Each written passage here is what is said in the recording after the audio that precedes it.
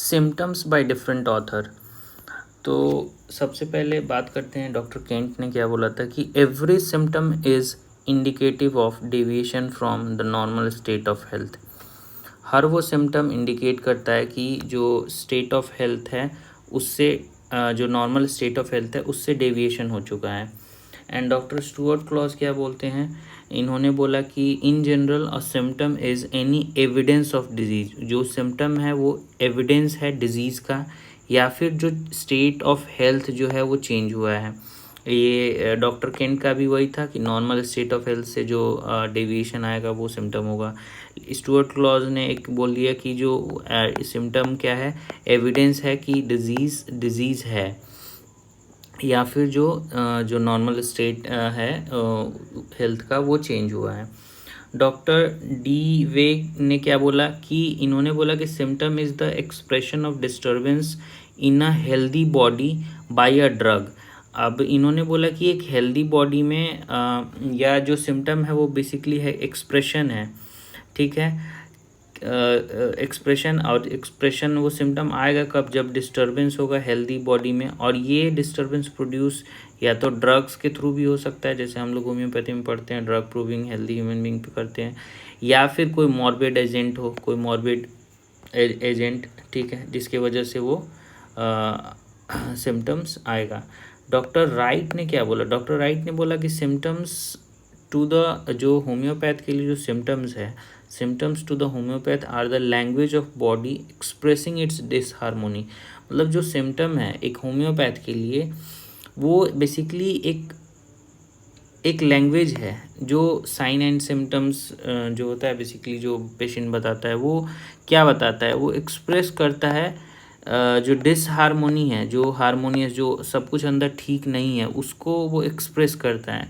And calling for the similar remedy, वो ये जितना भी सिम्टम आएगा, जितना भी डिसहारमोनी होगा, जितना भी वो एक्सप्रेस करेगा, जितना भी वो लैंग्वेज सिम्टम्स के फॉर्म में बताएगा, वही वो ये बता रहा है कि वो सारा सिम्टम्स एक सिमिलर रेमेडी को बताता है कि हाँ ये सिम्टम्स है, ये रेमेडी में ये आता है, एंड फिर वो मेडिसिन लेने पे वो फिर सिम्टम्स ख़त्म हो जाएगा, जैसे कि ये होम्योपैथ के लिए बोला था इन्होंने।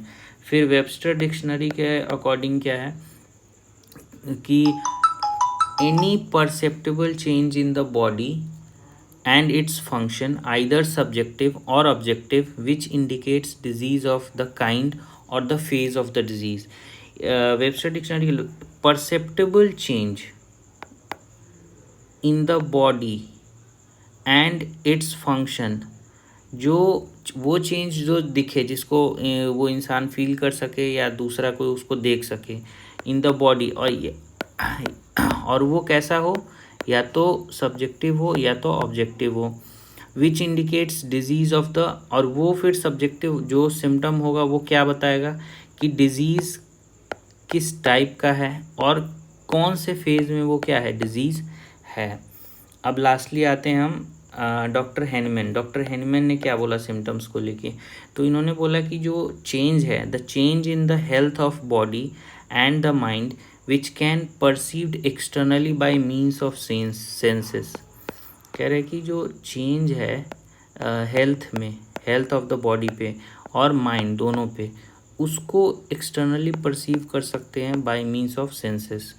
और क्या बोला इन्होंने बोला कि आउटवर्ड रिफ्लेक्शन है जो इंटरनल एसेंस है डिजीज़ का, और वो ये फिर कैसे आता है, चूँकि वाइटल फोर्स का क्या हो गया है, एफेक्शन हो गया है, जिस वजह से, तो it is the outward reflection of the internal essence of the disease which is the affection of the vital. Lastly जो वाइटल फोर्स इफेक्ट होता है, ठीक है, उसके एफेक्शन की वजह से जो सिम्टम है वो आउटवर्डली रिफ्लेक्ट करता है।